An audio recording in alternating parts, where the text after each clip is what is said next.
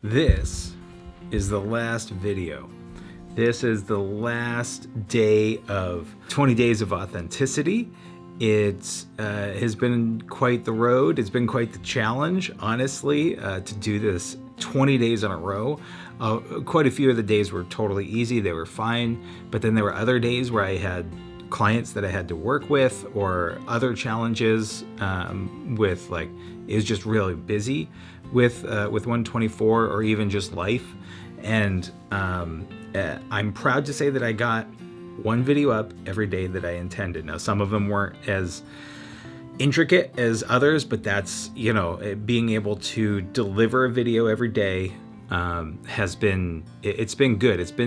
I've learned quite a bit from this. And so I wrote a little bit of a list here. So I set out to do this exercise of authenticity.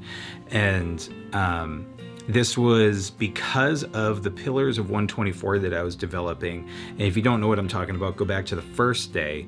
And I made coffee and I kind of talked about, like how I had quit and kind of what spurred some of this stuff. Essentially, it was having authentic moments in the digital sphere, in social media, on YouTube, on my website, because I've been challenged being able to do that.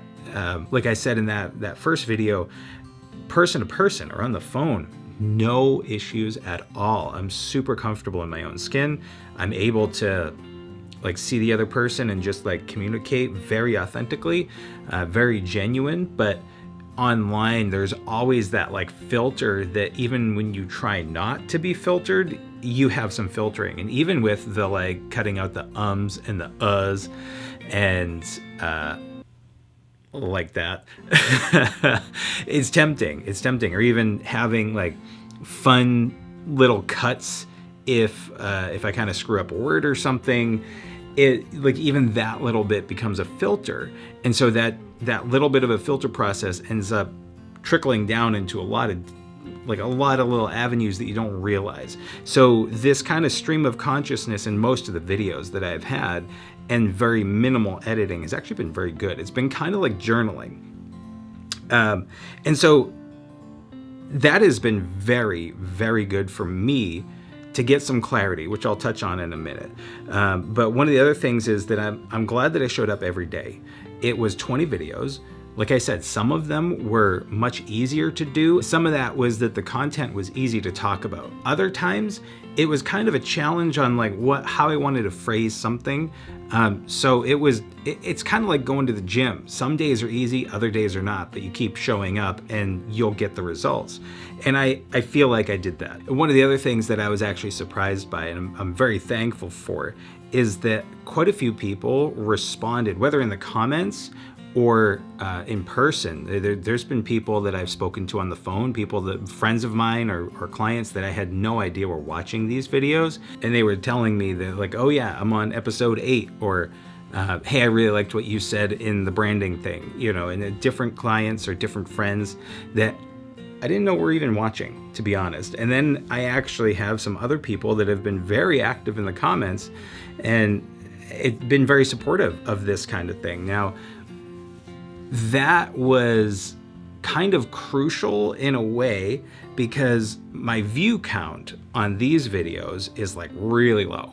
I mean, really, it's 10, 12, 20. Some of them are higher, but it's 50, but that's because the slide one, it's people are searching for that stuff. So this kind of vloggy style is very different than what I normally do. So part of it is that people aren't expecting that from me.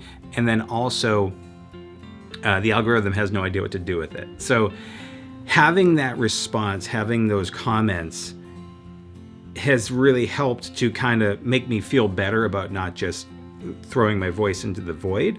And the meaningful conversations that I've had around it have been really good, really good. So I thank you very much for your feedback and for your support. The other thing, like I had said, is that this gave me clarity. That's the biggest thing about this whole thing, That's the biggest thing about this project, was that I have gotten so much clarity throughout these 20 days for 124, how I want my voice to be. I've been trying to find that line between formal, professional, accessible. I don't want to go too overly formal. I don't want to sound corporate and like an AI wrote my stuff.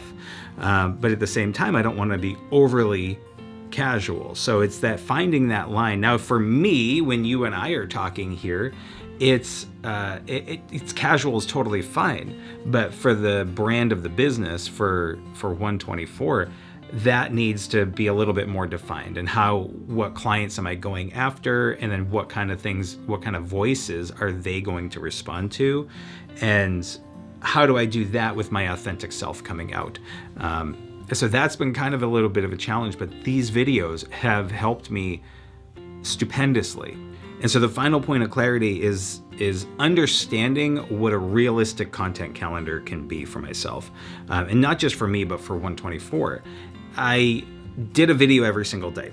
There were a lot of things that I overlooked in the edit because I had to get one out every single day.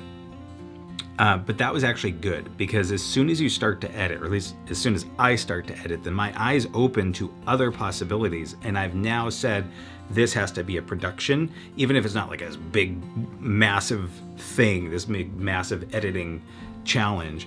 It's still like, oh, well, now my thumbnail should match, and it should be, more advanced than, like, I said this in one of my other videos about like, oh, now I'm going to throw it into Photoshop. And once you jump into Photoshop, at least for me, it becomes all these other, well, maybe put this over here. And like the thumbnail is now designed like in a big way, versus all I did for these videos is I took a screenshot of the actual video that seemed good, and then I put the text on that screenshot and did it all within DaVinci Resolve. The only one that I did change for the thumbnail was day 19. I had a decent photo of the Wayside Inn, and I decided I wanted to use that, but I did take out a couple of the shadows of like myself, because the way that I couldn't help it. It was golden hour and the sun was behind me, and I didn't want my shadow to be in it. So I removed that, and then I did the same thing. I put that into DaVinci, I put some text on it, and then bang, done. And that smoothness, that lack of, I'm not going to say structure, but that lack of polish actually ended up making a pretty good, I'm looking at my videos all right here, they all look pretty much like the same, coherent. Not the same, but they look coherent. Most of them are me or my face, but some of them have other things, like the one with the horse and the milk. That one, by the way, what day was that? Day 12. The one with the horse on the thumbnail, that one was about time management, and it was me trying to fit in my video within my day because I had to go out and run an errand.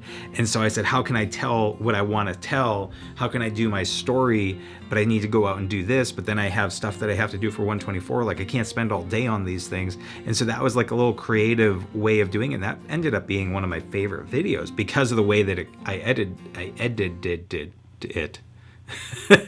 That the way that I did the editing, that was one of my favorite videos. And then I have another one over here. Let's see. I know it's the one with me in the woods. Hold on. Day 7, about you probably being good enough to get started. That was one of my favorite ones. That was just like, I don't know, I had a good time out in the woods, but then just like when I was watching it, I was really enjoying, and I was saying, this is exactly what I'm always talking about, and like trying to uplift people. And it wasn't so much like, go do this thing, which I don't think I do too often, but it was just a good video for me. And then I ended up doing a supercut of kind of like the bits of, I'll call them the bits of wisdom, and then me swallowing the pine needles, which I felt like was a nice, it wasn't a serious video, but it was it was this more serious tone, and then it just ends with that little comedy relief, and like that was fun for me, and so that was a really good one. There's quite a few that I really enjoyed, but overall the entire process did help give me that clarity. I have an idea of moving forward with this content calendar, which I'll talk to you about more in depth probably next week, because I don't want to commit to anything right now. I'm still trying to work out some of the details, because I don't want any of this that I'm doing to cost me my efforts in 124. So they need to work synonymously, and this stuff can benefit 124 and vice versa. But I need to just kind of like work some of that stuff out, because one of the challenges from this was, while I was making these videos within a couple hours, it was still on some days distracting to me. So I'm glad that I did it. Absolutely. I mean, especially because of that clarity that I got, but it's not something that I can churn out every single day. And that's just, that's just too much. So anyway, thank you. Thank you so much for watching. I don't know exactly when I'm going to post. I'm expecting to do a live stream on Monday. Don't hold me to that, but that's kind of what I'm thinking of. But we'll find out. We'll see.